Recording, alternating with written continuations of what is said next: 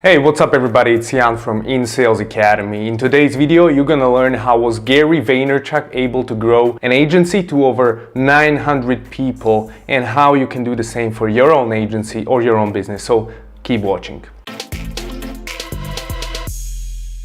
Hey, so Gary started Vaynermedia, his own digital media agency back in 2009. And I want to show you guys the clip of Gary talking about his beginning and how he actually onboarding the first client. So let's watch this. We started Vaynermedia, two things happened in parallel. We got out, I got ahead of it. AJ was graduating college, we were gonna start a company in May. In March or April, I got ahead of it and got us a big project with a big client. So I guess customer came first. I did something clever. I made that person pay the entire project up front and then used those dollars to pay the first 3 or 4 employees. So you've heard it yourself. He got a first client, and I know that the first deal Gary closed was about $80,000. They paid him, and then he was able to recruit people and build out his agency. So the client came first. However, here's a big however, it was already an enterprise client. So many of you and many of us in business, in smaller agency business or in business in general, we are focusing on too small of a fishes.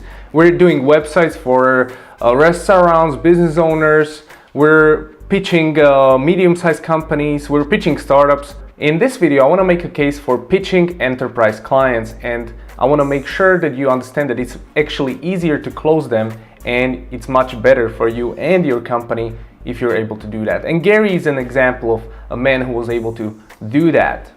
Now the question is, why would you approach enterprise clients? Like, how are they better than normal clients? Well, let me read up a few numbers for you. So if you go to Vaynermedia's website, you'll notice that they have done some work with huge brands like Mondelez, Toyota.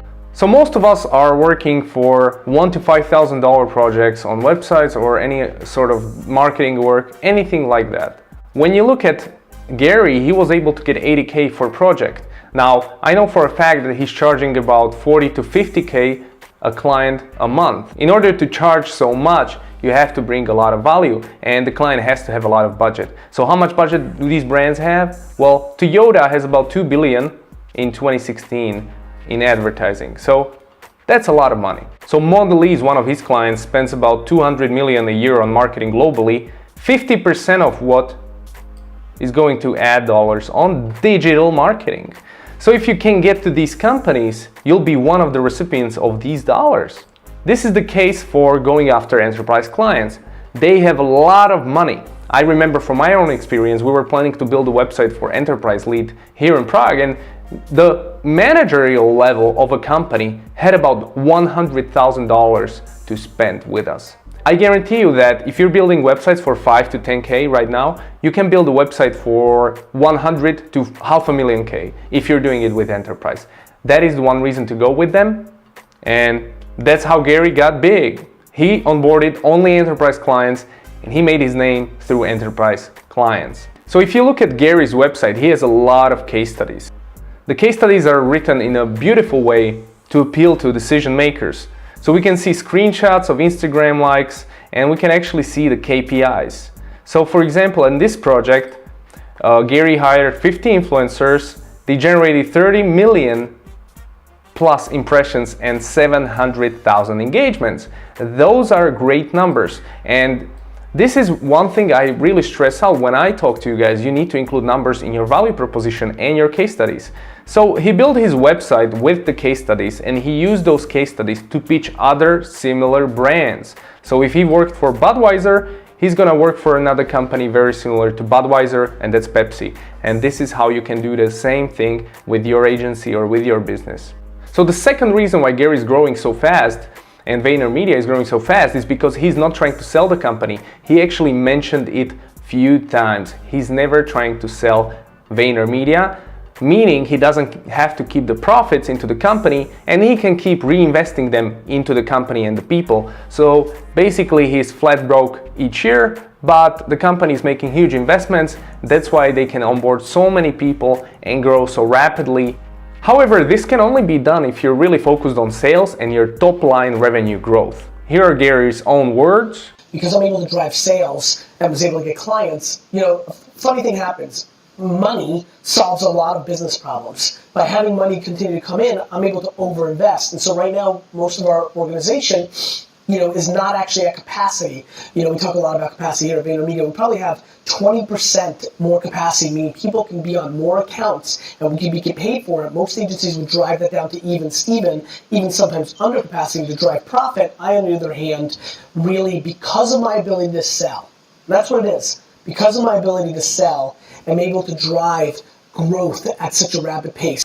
And the last thing I would like to mention with regards to Vaynermedia is his sales team. He has a lot of salespeople. Gary is employing over 900 people. A lot of them are creatives and so on. But on LinkedIn, if you keep scrolling, you can actually find over 500 employees at Vaynermedia who have a skill in business development or sales.